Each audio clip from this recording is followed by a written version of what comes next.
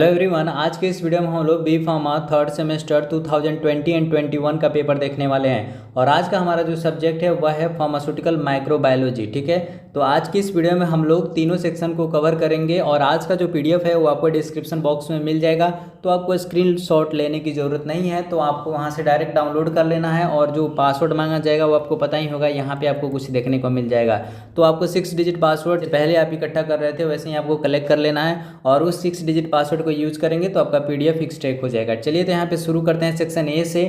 और section A में जो पहला क्वेश्चन पूछा गया वह है differentiate between pharmaceutical and medical microbiology. ठीक है, तो यहाँ पे आपको बताना है फार्मास्यूटिकल और मेडिकल माइक्रोबायोलॉजी के बारे में। तो यहाँ पे आपको कुछ देखने को मिल जाएगा। ठीक है, नेक्स्ट क्वेश्चन है यहाँ पे give the difference between prokaryotic and eukaryotic cell. तो यहाँ पे आपको प्रोकैरियोटिक और यूकैरियोटिक सेल के बारे में बताना है। तो यहाँ पे आपको देखने को मिल जाएगा प्रोकैरियोटिक और यूकैरियोटिक सेल। नेक्स्ट क्वेश्चन है यहाँ पे how will you define cell culture. तो आपको सेल कल्चर का यहाँ पे डिफाइन करना है कि सेल कल्चर क्या होते हैं। तो यहाँ पे कुछ आपको देखने को मिल जाएगा। क्वेश्चन है यहाँ पे नेम एनी 4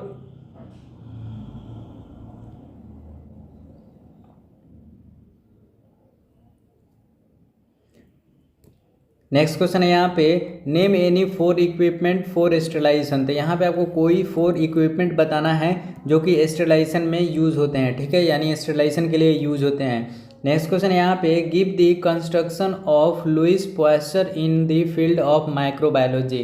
तो यहाँ पे आपको कंट्रीब्यूशन बताना है लुइस पास्चर का माइक्रोबायोलॉजी के फील्ड में। ठीक है, यहाँ पे नेक्स्ट क्वेश्चन है इंग्लिश टाइप ऑफ माइक्रोस्कोपी। तो यहाँ पे आपको माइक्रोस्कोप के बारे में बताना है कि टाइप कितने होते हैं। ठीक है, माइक्रोस्कोपी का टाइप यहाँ पे देखने को मिल जाएगा। क्वेश्चन है यहाँ पे define mechanism of sterilisation with example. तो यहाँ पे आपको एग्जांपल यहाँ पे आपको स्टेरिलाइजेशन देखने को मिल जाएगा। ठीक है, नेक्स्ट क्वेश्चन है यहाँ पे give the difference between bacteriostatic and bacteriocidal. तो यहाँ पे आपको बैक्टीरियोस्टैटिक्स देखने को मिल जाएगा, बैक्टीरियोसाइडल यहाँ पे देखने को मिल जाएगा। ठीक है, नेक्स्ट क्वेश्चन है यहाँ पे इनुमरेट the source of contamination in aseptic area. तो यहाँ पे आपको सोर्स बताना है कंटामिनेशन का इन एसेप्टिक एरिया के बारे में। ठीक है, तो यहाँ पे आपको सोर्स ऑफ कंटामिनेशन देखने को मिल जाएगा। ठीक है, एसेप्टिक एरिया में कौन कौन से आपको सोर्स होते हैं कंटामिनेशन का, वहाँ आपको यहाँ पे देखने को मिल जाएगा। देखिए 10 नंबर में भी क्वेश्चन पूछा जा सकता है और 7 नंबर में, लेकिन वहाँ पे आपको हर एक चीज़ एक्सप्लेन करना पड़ेगा। ठीक है, लेकिन ये 2 नंबर में पूछा गया तो आपको सिर्फ यहाँ पे बता देना है कि सोर्स क्या होते हैं। ठीक है, ये इंपॉर्टेंट क्वेश्चन है तो आपको इसे 10 नंबर के हिसाब से तैयारी कर लेना है। मैंने प्रीवियस ईयर क्वेश्चन में इसका सॉल्यूशन दिया हुआ है, तो आप वहाँ से देखकर इसका तैयारी कर सकते हैं। ठीक है, नेक्स्ट क्वेश्चन है यहाँ पे व्हाट इज़ माइक्रोबियल एस्पॉयलेशन। ठीक है, तो माइक्रोबियल एस्पॉयलेशन क्या होते हैं, ठीक है, वो आपको यहाँ पे देखने को मिल जाएगा। ठीक है, नेक्स्ट क्वेश्चन है जो कि सेक्शन बी का है। ठीक है, give the morphological classification of bacteria with suitable example and diagram. ठीक है, तो यहाँ पे आपको मॉर्फोलॉजिकल क्लासिफिकेशन बताना है बैक्टीरिया का विद सुटेबल एग्जाम्पल। ठीक है, तो आपको यहाँ पे एग्जाम्पल के साथ बताना है। ठीक है, क्लासिफिकेशन। ठीक है, और यहाँ पे आपको बैक्टीरिया का पूछा गया है, हो सकता है कि किसी एग्जाम में आपको फंगी का भी पूछा गया हो। ठीक है, तो बैक्टीरिया और फंगी दोनों का आपको अच्छे से तैयारी कर लेना है। तो यहाँ पे आपको बैक्टीरिया का काफ़ी डिटेल में दिया गया है, तो आप यहाँ पे देख सकते हैं डायग्राम के साथ दिया गया है, तो आपको डायग्राम के साथ ही तैयारी कर लेना है। नेक्स्ट क्वेश्चन है यहाँ पे right the mechanism procedure and advantage of gram staining technique. ठीक है, तो यहाँ पे आपको ग्राम स्टेनिंग टेक्निक मिल जाएगा। ठीक है, उसमें आपको मैकेनिज्म और प्रोसीड्योर और एडवांटेज लिखना है। तो यहाँ पे आपको मैकेनिज्म देखने को मिल जाएगा, थोड़ा नीचे जाएंगे तो यहाँ पे आपको प्रोसीड्योर देखने को मिल जाएगा। ठीक है, उसके बाद आपको एडवांटेज भी देखने को मिल जाएगा और एप्लीकेशन भी यहाँ पे आपको देखने को मिल जाएगा। ठीक है, तो चलिए बढ़ते हैं हम लोग नेक्स्ट क्वेश्चन पे। Discuss the application of cell culture in pharmaceutical and researches. ठीक है, तो यहाँ पे आपको एप्लीकेशन बताना है सेल कल्चर का। ठीक है, फार्मास्यूटिकल्स एंड रिसर्चेज में। ठीक है, तो यहाँ पे आपको एप्लीकेशन देखने को मिल जाएगा जो कि यहाँ पे अब दिया गया है। चलिए बढ़ते हैं हम लोग सेक्शन सी के तरफ। और सेक्शन सी में जो पहला क्वेश्चन पूछा गया वह है describe the bacterial growth curve. ठीक है, तो यहाँ पे आपको बैक्टीरियल ग्रोथ कर्व देखने को मिल जाएगा।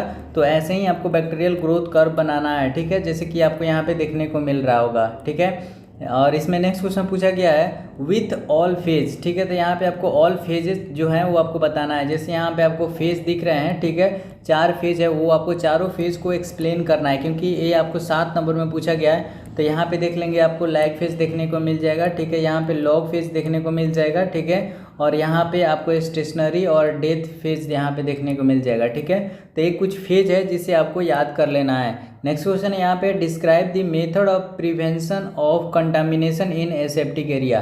तो यहाँ पे एक क्वेश्चन काफ़ी इंपॉर्टेंट हो जाता है क्योंकि एसेप्टिक एरिया से क्वेश्चन डेफिनेटली पूछा जाता है। तो यहाँ पे मेथड ऑफ प्रिवेंशन देखने को मिल जाएगा और आपको ये भी होता है कि एसेप्टिक एरिया में कंटामिनेशन कैसे होता है उसके बारे में भी बताना है, तो भी इंपॉर्टेंट क्वेश्चन हो जाता है। इसका जस्ट अपोजिट है, लेकिन दोनों क्वेश्चन काफ़ी बार पूछा जाता है और एसेप्टिक पूछा जाता है। तो एसेप्टिक से 3 क्वेश्चन आते हैं। ठीक है, तो यहाँ पे कंटामिनेशन प्रिवेंशन ऑफ कंटामिनेशन बताना है कि प्रिवेंशन कि कैसे जो कंटामिनेशन होते हैं वो आपको एसेप्टिक एरिया में होते हैं। ये 2 नंबर में भी अभी क्वेश्चन पूछा गया था। ठीक है, तो आपको देख लेंगे तो यहाँ पे 10 नंबर का तैयारी कर लेंगे तो आपको 10 नंबर 2 नंबर में आपको काम चल जाएगा। ठीक है, क्वेश्चन यहाँ पे पूछा गया है give the principle working and application of moist heat sterilisation. तो यहाँ पे आपको principle of moist heat sterilisation बताना है। तो यहाँ पे आपको मॉइस्ट हीट स्टरलाइजेशन देखने को मिल जाएगा। ठीक है, प्रिंसिपल देखने को मिल जाएगा और एप्लीकेशन के साथ। नेक्स्ट क्वेश्चन है यहाँ पे what are the factor influencing disinfection. तो यहाँ पे आपको फैक्टर बताना है डिसइंफेक्शन का। ठीक है, तो यहाँ पे कुछ फैक्टर है जो कि डिसइंफेक्शन का आपको देखने को मिल जाएगा। नेक्स्ट क्वेश्चन यहाँ पे है discuss the factor affecting microbial spoilage in pharmaceutical product. ठीक है, तो यहाँ पे आपको फैक्टर इफेक्टिंग बताना है माइक्रोबियल स्पाइलेशन का फार्मास्यूटिकल प्रोडक्ट के लिए। ठीक है, तो यहाँ पे आपको कुछ माइक्रोबियल स्पाइलेशन देखने को मिल जाएगा। ठीक है, नेक्स्ट क्वेश्चन है यहाँ पे describe different type of sterility indicator. ठीक है, तो यहाँ पे आपको डिफरेंट टाइप बताना है स्टेरिलाइजेशन इंडिकेटर का फॉर इवोल्यूशन ऑफ स्टेरिलाइजेशन। ठीक है, तो यहाँ पे आपको इवोल्यूशन ऑफ स्टेरिलाइजेशन का यहाँ पे कुछ फैक्टर देखने को मिल जाएगा, यानी उसका टाइप देखने को मिल जाएगा। ठीक है, नेक्स्ट क्वेश्चन है यहाँ पे how to prevent the pharmaceutical product with the help of anti microbial agent. तो यहाँ पे आपको बताना है कि फार्मास्यूटिकल प्रोडक्ट्स को बचाने के लिए कैसे आप एंटी माइक्रोबियल एजेंट का हेल्प ले सकते हैं। ठीक है,